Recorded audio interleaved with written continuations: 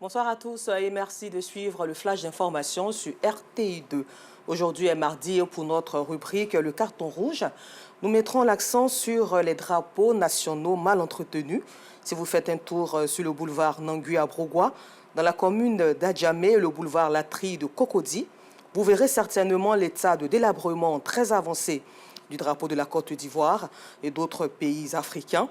Cet tissu aux couleurs nationales censé embellir ces voies publiques se dégrade de jour en jour, au point où l'on trouve certains drapeaux déchirés sur ces voies à grande circulation. Il est difficile de reconnaître les couleurs du drapeau ivoirien, tantôt en berne ou flottant. Face donc à ce traitement incivique que subissent ces enseignes, un carton rouge sera attribué aux personnes qui sont censées en prendre soin. Un carton rouge attribué par Justin Kouassi, Pagasoro Kone de Madongui, Gilles Tonien, Seydou et Fatima Ouattara. Et dans ce même état d'esprit de changement des mentalités, le ministre-gouverneur Cissé Ibrahim Bakongo porte à la connaissance de la population du district autonome d'Abidjan que dans le cadre de la lutte contre le désordre urbain, le commerce ambulant sur les grandes artères, la mendicité sur toutes ses formes et l'usage des charrettes à bras communément appelées wotro ou pousse-pousse sont désormais formellement interdits sur toute l'étendue du territoire du district.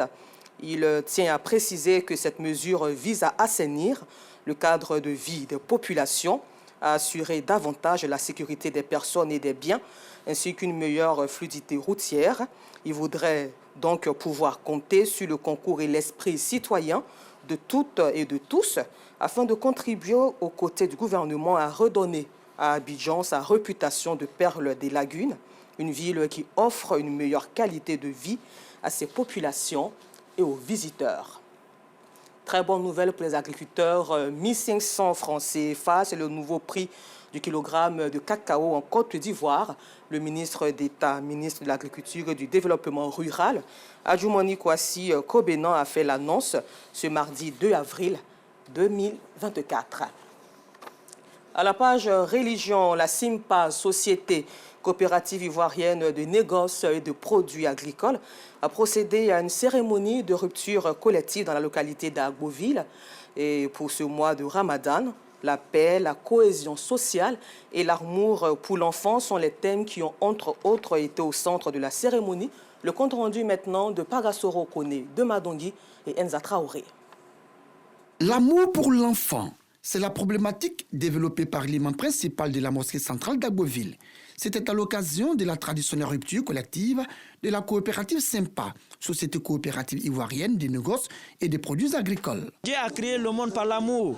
Les prophètes sont venus nous pour l'amour et tous ont prêché l'amour. Nos parents nous ont donné beaucoup d'affection, beaucoup d'amour, qui nous a permis d'être imam, d'être ministre, d'être président de la République.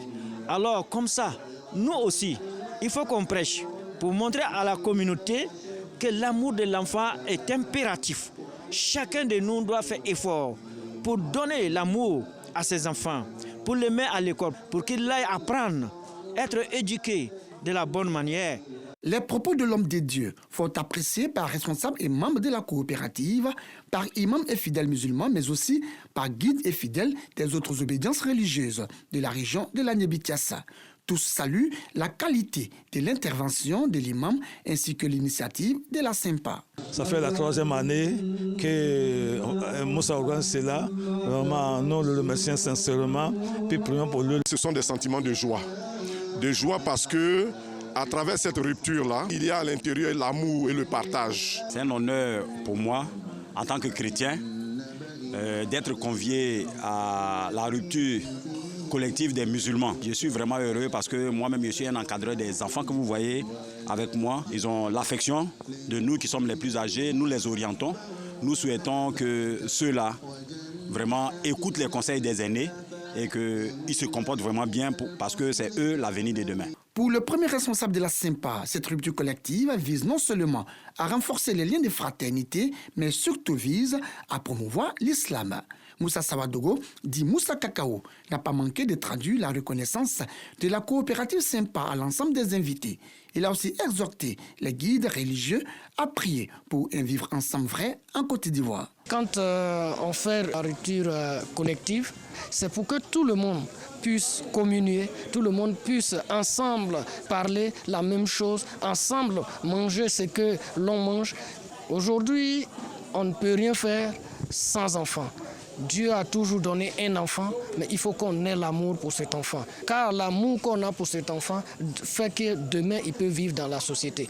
Si l'enfant n'est pas respecté par ses parents, si l'enfant n'est pas éduqué par ses parents, l'enfant n'est pas aimé par ses parents, dehors, ce sera un enfant qui sera irrespectueux.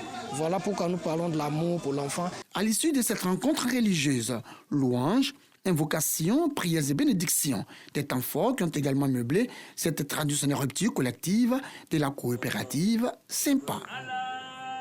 Au Sénégal, le plus jeune président Bassirou Diomaye Faye a prêté serment après une ascension éclair ce jour. En Égypte aussi, le président Abdel Fattah al-Sisi a prêté serment ce mardi devant le Parlement pour son 3e mandat. Et puis, pour terminer ce flash d'information, sachez qu'en République démocratique du Congo, la ministre du Plan Judith Sumiwa Tuluku a été nommée hier première ministre du gouvernement. Merci, rendez-vous à 19h30 pour le temps d'information complet.